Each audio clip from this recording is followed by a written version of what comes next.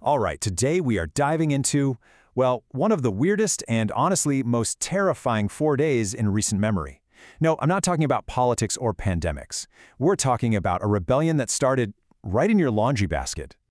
I mean, think about it. It's a question you've probably never, ever considered, right? You trust your clothes. You've got your lucky socks, your favorite pair of briefs. But what if all that trust was just shattered?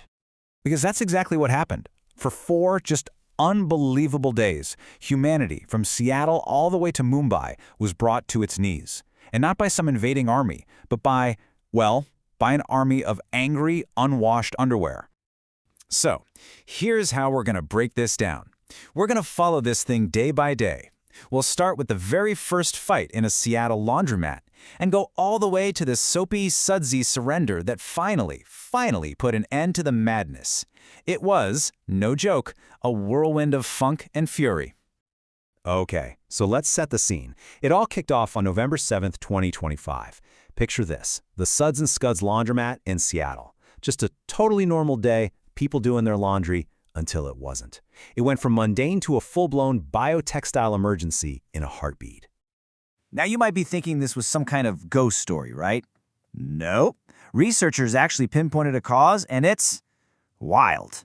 They called it underwear uplift yeast, or UUI for short. Get this, it was supposedly a lab leak from Luxembourg that gave fabric the power to move, to squeeze, and, to attack. And the stories from the people who were there first, absolutely chilling. Take a guy named Vance Vargas, just a regular barista. His own Calvins, his own underwear turned on him.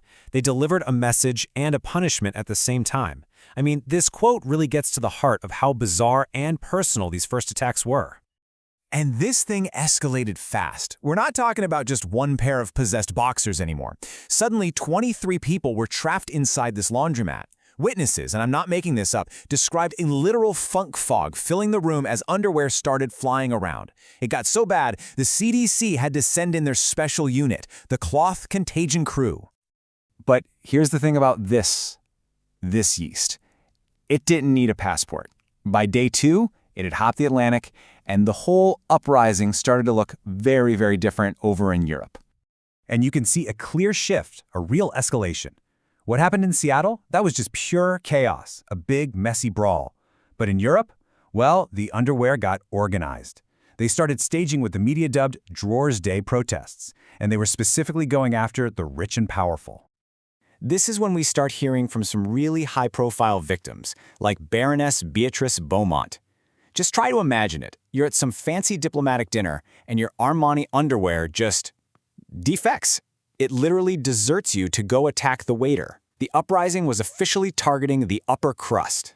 So you're probably wondering, why were the European undies so much more aggressive? Well, scientists figured it out. They found a super strain of the yeast. It had something called a grime grip gene, a delightful mix of soil bacteria and, yes, sock sludge, that gave the garments, and I love this term, ganglion gusto. Basically, they had more nerve. Okay, on to day 3. And by this point, this wasn't just some weird news story. It was a full-blown global catastrophe. The grime grip had gone worldwide, and you could feel society itself starting to, unravel at the seams.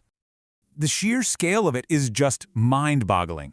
The CDC's Cloth Contagion Crew, they were working 24/7 at this point, and they officially recorded 1.2 million elastic entanglements across the globe. 1.2 million. And you just know that's only the ones that actually got reported. What's really wild is how the crisis looked different depending on where you were. On Wall Street, you had traders' briefs literally attacking the ticker tape. In Mumbai, they organized beggars into human blockades. And over in Tokyo's famous Tujik fish market, you had tailors in a life-or-death battle with sentient thongs. You can't make this stuff up. And don't think this didn't have a real economic impact. Oh, it did. The story of this one financier, Finn Fletcher, became legendary. His regular old Fruit of the Looms turned into a weapon of corporate sabotage. They were literally lassoing his laptop to steal his business leads. It was a whole new kind of hostile takeover, for sure. So humanity was really on the ropes here. But then came day 4. Faced with this common, cotton-blended enemy, the world's leaders did something amazing. They actually came together. They unified around a single, beautifully clean strategy. They called it Operation Freshfold, and it was basically a military operation. A multinational force deployed weaponized cleaning products.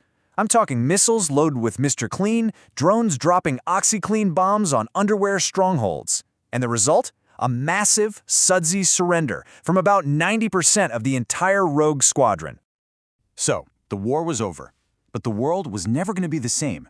The psychological trauma of the brief betrayal, as they called it, ran deep. Society had to adjust to a new reality, one where you just looked at your hamper a little differently. And the aftermath was weird. That's the only word for it. The Baroness's rebellious bloomers, they ended up in a museum. Gym bags were suddenly viewed with intense suspicion because, they were breeding grounds for the yeast. And laundromats, they stopped being just a place to do a chore and became these historical sites. And just as the world was trying to scrub itself clean and move on, this mysterious figure, known only as the Oracle, dropped this final, pretty chilling warning. Sure, the uprising was put down, but the potential for another one, well, that was still lurking in every single hamper. Which, of course, leaves us with the big question. Was this whole thing a freak accident, a one-time event, or was the Great Detergent Detente just a temporary ceasefire? I guess all I can say is, the next time you think about putting off laundry day, maybe think twice.